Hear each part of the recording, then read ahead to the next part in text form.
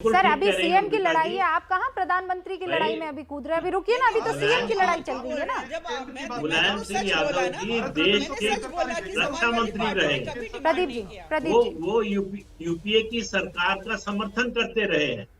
उस समय क्यों नहीं मांग की, क्यों नहीं ये काम करवा लिया? अगर वो चाहते थे कि चौधरी साहब को भारत रत्न मिले, तो जब वो सरकार में थे, नेशनल फ्रंट की, देवगौड़ा और गुजराल की सरकार में थे, तो उस समय क्यों नहीं दिलवा दिया? एक बात। दूसरी, राठी साहब ने अभी एक बात कही, उन्होंने कहा जाट वोट डालता ही नहीं डलवाता। इनकी बात बिल्कुल सही है। ये होता था जब तक मायावती मुख्यमंत्री नहीं बनी। पश्चिमी उत्तर प्रदेश में जाटों का वोट नहीं पड़ा, जाट गांव घेर लेते थे और वोट देने नहीं देते। मायावती मुख्यमंत्री बनी, उसके बाद से जाटों का वोट पड़ने लगा। तो वो जो दुगनी ताकत थी जाटों की, वो जो दुगनी ताकत थी जाटों की, वो खत्म हो गई। अब उनके पास से अपनी ताकत, मैं किसी को गुंडा पास नहीं कह रहा हूँ। अरे आप लोग एक सेकंड विजय राठी जी, मुझे लगता है पहली बार हुंकार का हिस्सा बन रहे हैं और आपको ये बात समझ में नहीं आ रही है। मैं आपसे 3 बार रिक्वेस्ट कर चुकी हूँ और अगर अब आप किसी के बीच में बोलेंगे तो मैं आवाज बंद कर दूंगी। बहुत क्लियर है, मैं लोकतांत्रिक डिबेट में यकीन रखती हूँ। फिर आपको कह रही हूँ विजय राठी जी, आप बात सुनिए और उसके बाद काउंटर कीजिए। आपके साथी बैठे हैं, वो किसने कहा गुंडा? प्रदीप जी के मुंह से ऐसी चीजें कभी नहीं निकल सकती है। वरिष्ठ पत्रकार हैं, बरसों से उनके साथ डिबेट बैठी हूँ। किसने कहा गुंडा बोला उन्होंने? जाट लड़े देश के लिए। ये विक्टिम कार्ड यहाँ पर मत खेलिए विजय राठी जी।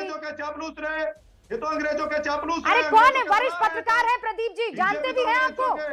मैं इनकी बात नहीं कर रहा हूँ, मैं तो फिर किनकी बात कर रहे हैं? बीजेपी के समर्थक की बात कर रहा हूँ। हाँ तो बीजेपी के टाइम पर बीजेपी को बोलिएगा ना। अभी रुक जाइए राठी जी। और बीजेपी की भाषा बोलेगा, उसे सिर्फ एक चश्मे से देखेगा, मैं उसकी बात कर रहा हूँ। सुनिए, जो दोनों पक्ष नहीं रखेगा राठी जी, राठी जी आप यहाँ बैठकर सर्टिफिकेट नहीं, आप यहाँ पर बैठकर किसी को सर्टिफिकेट नहीं बांटेंगे, बिल्कुल नहीं बांटेंगे।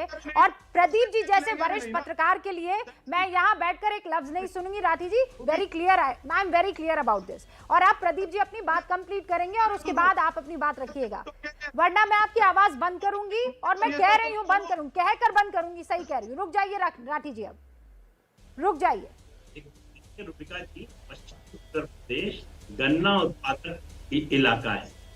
वहां पर जो गन्ना किसान हैं, उनकी 3 मुख्य मांगे हमेशा रहती। एक, उनके गन्ने का भुगतान हो और समय पर। दूसरा, गन्ने का समर्थन मूल्य बढ़े। तीसरा, बिजली के दाम कम हो। इस सरकार ने, जो पिछली सरकारें थी उनकी तुलना में भुगतान के मामले में सबसे बेहतर काम किया है। मैं ये नहीं कह रहा हूं 14 दिन में भुगतान मिल जाता है। जब ये जो बात उठा रहे हैं ब्याज की, ये अखिलेश यादव की सरकार थी, तब इलाहाबाद हाई कोर्ट का फैसला था।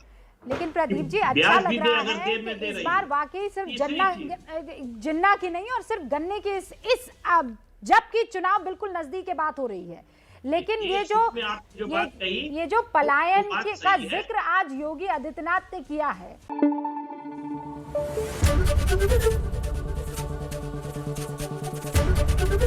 एबीपी न्यूज आपको रखे आगे।